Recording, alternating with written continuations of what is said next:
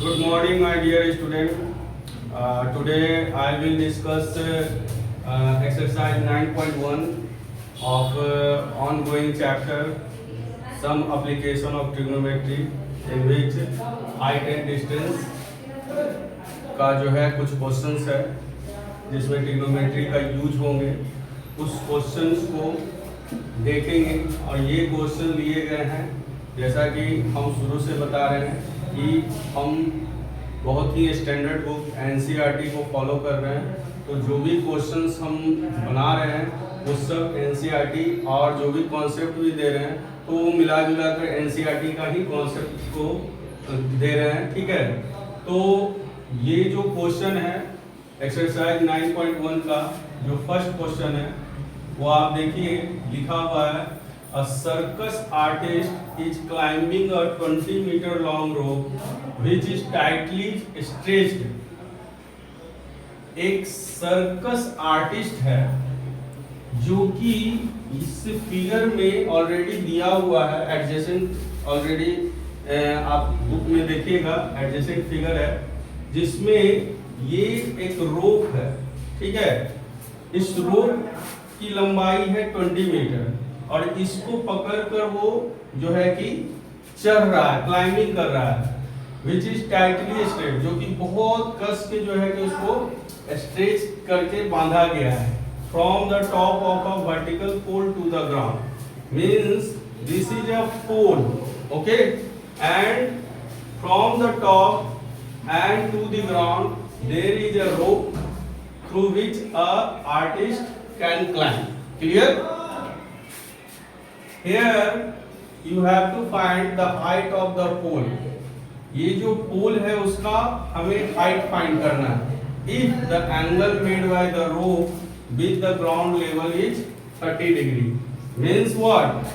ये जो स्ट्रेच रोप है और ये जो ग्राउंड है उसके बीच में एंगल ऑफ एलिवेशन दिया हुआ है। So it is very easy question. But in this question we have to think which trigonometric ratios are used. Mostly you will find that tan theta is always used, but in some cases you can use sin theta, cos theta according to the situation given.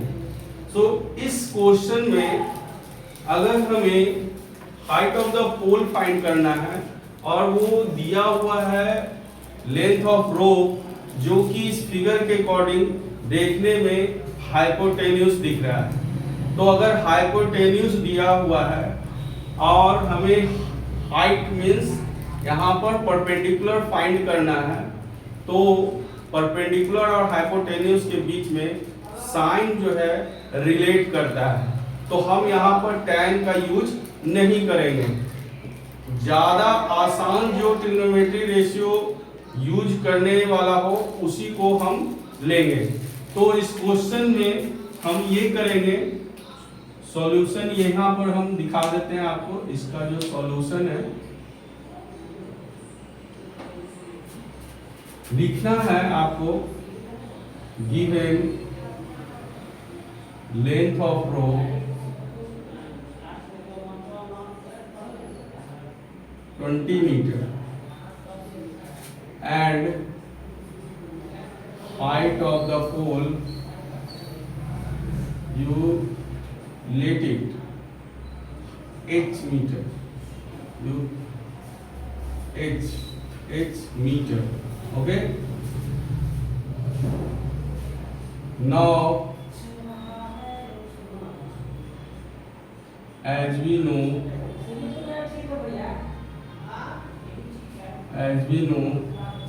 ये जो height of the पोल है वो हम h माने हैं। ये यहाँ पर आप लिख सकते हैं लेंथ, ओके। h मानकर बनाने में, कैलकुलेशन करने में आसान होता है, इसलिए हम h मान लिए हैं पहले। ठीक है, नहीं तो हम डायरेक्ट ए बी करके जो है कि इसका वैल्यू फाइंड कर सकते हैं, लेकिन h मानने से कैलकुलेशन क्या होगा, वो इजी होगा। तो इसमें आप देखिए कि हमें फाइंड करना है हाइट ऑफ द पोल और दिया हुआ है length of rope. So you can use here sin 30. As we know that sin is stands for P by H. P stands, P is perpendicular and H is hypotenuse. Okay, so sin 30 का value क्या होता है? sin 30 का value पहले भी हम बताए हैं, ये 1/2 होता है और परपेंडिकुलर के रूप में यहाँ पर आपको क्या दिख रहा है? h दिख रहा है, हाइट ऑफ द पोल, और हाइपोटेन्यूज के रूप में 20 दिख रहा है. सो h का जो वैल्यू होगा वो 20 डिवाइडेड बाय 2 होगा. क्यों? क्योंकि इसको इधर लाओगे तो डिवाइड वाला ऊपर जाएगा, मल्टीप्लाई हो जाएगा, यानी 20/2, यानी h का वैल्यू 10, यानी कि हाइट ऑफ द पोल जो है वो 10 मीटर होगा. और हमें फाइंड भी क्या करना है? Height of the pole. Clear है? So you can write here height of the pole will be 10 metre. सो देख लिए आप, साइन का इस्तेमाल करके बहुत ही आसानी से हमें height of the pole find करने में कोई दिक्कत नहीं हुई. और तो कुछ जो है फाइंड करना नहीं है. अगर ये कहता कि पोल से और जहाँ ये रोप जो है बांधा गया है उसके बीच का अगर डिस्टेंस फाइंड करने के लिए बोलता तो हम जो है इसमें और इस बेस में हम कॉस का इस्तेमाल कर सकते थे. तो दिए हुए information of sides, respective sides, we can use the trigonometric ratio. तो आप इसे नोट डाउन कर लें. सेकंड क्वेश्चन को आप लोग देखिए गौर से, बुक में दिया हुआ है. A tree breaks due to a storm and the broken part bends so that top of the tree touches the ground making an angle 30 degree with it. यहाँ पर आप देखिए कि दिया हुआ है कि एक पेड़ जो है आंधी आने के कारण टूट गया, पूरा नहीं टूटा, सर्टेन हाइट से टूटा है. Broken part bends so that top of the tree touches the ground, making an angle 30 degree with it. Means what? अगर आप देखें यहाँ पर कि ये एक पेड़ है, मान लेते हैं वर्टिकल फॉर्म में, और ये पेड़ जो है सर्टेन हाइट का होगा. मान लेते हैं कि ये पेड़ जो है यहाँ से टूट गया. ओके, तो ये जो ब्रोकन पार्ट है, this is broken part, not this is broken part. So ये जो ब्रोकन पार्ट है ये गिरने के बाद क्या हुआ कि इस तरह से ग्राउंड को टच कर दिया. तो ग्राउंड तो यही है ना, हॉरिजॉन्टल लाइन, ये जो हॉरिजॉन्टल लाइन है वो एक ग्राउंड है. क्लियर? अब यहाँ पर एक चीज बोला है कि ये जो ब्रोकन पार्ट है वो ग्राउंड के साथ 30 डिग्री बना रहा है. Clear? The distance between the foot of the tree to the point where the top touches the ground is 8 meter. Means what? कि ये है फुट, मान लेते हैं इसको A, इसको मान लेते हैं B, इसको मान लेते हैं C और इसको मान लेते हैं D. तो इस फुट ऑफ द ट्री और जो ये टॉप पार्ट जहां टच किया है उसके बीच का डिस्टेंस यहाँ बताया गया है 8 मीटर. क्लियर है? तो find the height of the tree. Height of the tree find करना है. Means what? Height of the tree is the AB. सो आप देख रहे हैं कि AB में ये जो AC बच गया, लेकिन BC जो है वो कहां चला गया? ये जो CD है वो एक्चुअली BC के ही बराबर है. समझिए बात को, क्योंकि यहां से जो टूटा तो ये टूटा ही पार्ट तो है है कि नहीं, जो यहाँ हाइपोटेन्यूस बना रहा है। तो अगर ये वाला हाइपोटेन्यूस मालूम चल जाए और ये जो है हाइट हमको पता चल जाए, तो ये दोनों को अगर हम ऐड कर दें तो क्या हम ट्री का हाइट नहीं फाइंड कर लेंगे? तो बिल्कुल, फिगर भी समझ रहे हैं, फिगर के अकॉर्डिंग जो है हम क्या करेंगे, पहले जो है इसका वैल्यू निकालेंगे, फिर इसका वैल्यू निकालेंगे, यानी कि AC का भी वैल्यू निकालना पड़ेगा और CD का भी निकालना पड़ेगा with the help of trigonometry, क्योंकि हम जो है यहाँ पर ट्रिग्नोमेट्री का ही यूज करने के लिए पढ़ रहे हैं हाइट एंड डिस्टेंस में। तो ये तो 90 डिग्री हमेशा होता है, हॉरिजॉन्टल लाइन और वर्टिकल लाइन के बीच में 90 डिग्री बनता है। अब इस क्वेश्चन को हम बनाते हैं। तो गिवन इंफॉर्मेशन के according, given height of the tree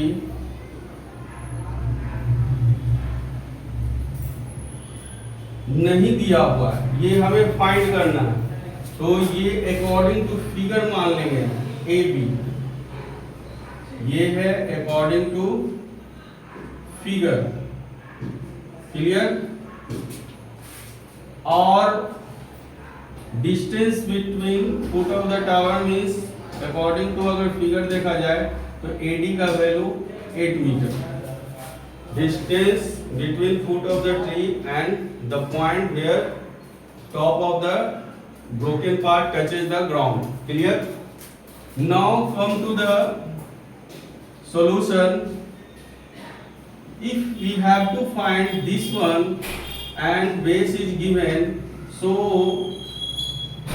in trigonometric ratio what we use? We use tan, because tan represent perpendicular by base, clear.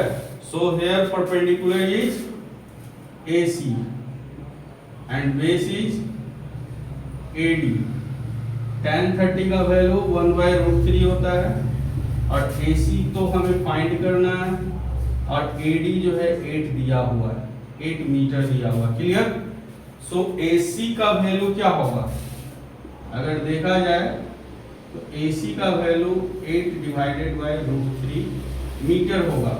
लेकिन क्या ये स्टैंडर्ड फॉर्म में है? No, it is not in standard form, because in denominator there is a irrational number. तो जैसे ही irrational number होगा तो उसे हमें चेंज करना होगा रेशनल में। सो बहुत ही आसानी से हम लोग जो है कि रेशनल में चेंज करते हैं 8√3/3। So this is rationalised form. और रेशनलाइज करने के लिए अगर नीचे में सिंपल रूट में दिया हुआ तो उसी रूट से हम ऊपर नीचे मल्टीप्लाई कर देंगे, तो वो बहुत ही आसानी से रेशनलाइज हो जाता है। अभी AC का वैल्यू फाइंड हुआ, अब हमें CD का भी वैल्यू फाइंड करना है। तो सोचिए CD का वैल्यू अगर फाइंड करना है तो दिया हुआ है क्या? बेस दिया हुआ है और हमें फाइंड करना है हाइपोटेन्यूज। सो बेस और हाइपोटेन्यूज के बीच में कौन रिलेट करता है? cos theta. तो cos थीटा का यहां पर इस्तेमाल करेंगे। Again you right here, again cos 30 would be base by hypotenuse. There base is AD and hypotenuse is CD. AD के जगह पर हम क्या रखेंगे? 8 metre and CD we have to find. So cos 30 का वैल्यू होता है, हम लोग जानते हैं √3/2 होता है। cos 30 डिक्रीजिंग फंक्शन होता है, तो 30 में √3/2 होता है, clear. So √3/2 equal to 8 metre by CD। अब CD को क्या करेंगे? क्रॉस करके इधर ले आएंगे और ये दोनों को उधर लेके जाएंगे। तो देखिए ये क्या होगा, यहां पर कर लेते हैं CD equal to 8 × 2 divided by √3, clear. यानी ये कितना हो गया? 16/√3, क्लियर।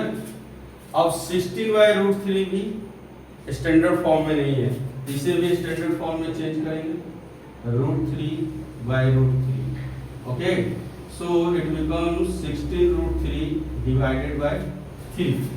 क्लियर? अब ये दोनों का वैल्यू पता चल गया है, CD का भी और AC का भी, और हाइट ऑफ द ट्री क्या है, AB. So you can write here height of the tree would be AB, and AB is what? AB is AC plus BC. Okay, and BC is equal to CD. There you write, initially you can write here BC equal to CD या CD equal to BC. So AC का value निकालें 8√3/3, और BC के जगह पर हम यहाँ पर 16√3/3 रख सकते हैं. अब BC का जगह पर क्यों रखेंगे? क्योंकि हम लोग जानते हैं कि BC का वैल्यू एक्चुअली किसके बराबर है, CD के बराबर है ना, और CD का वैल्यू अभी हमने फाइंड किया है 16√3/3. सो अगर आप इसको ऐड करोगे तो क्या मिलेगा? क्योंकि नीचे में देख रहे हैं कि दोनों में डिनोमिनेटर सेम है, तो this fraction are like fraction, so we can easily add numerators. So यहाँ 8√3 और यहाँ 16√3 है, तो it would be what? It would be 24√3 divided by 3, and 3 से ये 24 कटेगा, यानी कि 8√3 मीटर इसका आंसर आएगा. ये 8√3 जो है वो हाइट ऑफ द ट्री हुआ. तो ये क्वेश्चन जो है थोड़ा सा समझकर, थोड़ा सा कॉन्सेप्ट के साथ अगर आप ध्यान से बनाइएगा तो आसानी से बन जाएगा. जल्दबाजी कीजिएगा तो हो सकता है मिस्टेक हो सकता है. सो आप इसमें नोट डाउन कर लीजिए. सो बच्चों, आप लोग जो है बने रहिए क्वेरी करो में, और भी बहुत सारे क्वेश्चन बचे हुए हैं, उसे नेक्स्ट क्लास में जो है कि फिर से कंटिन्यू करेंगे. Thank you.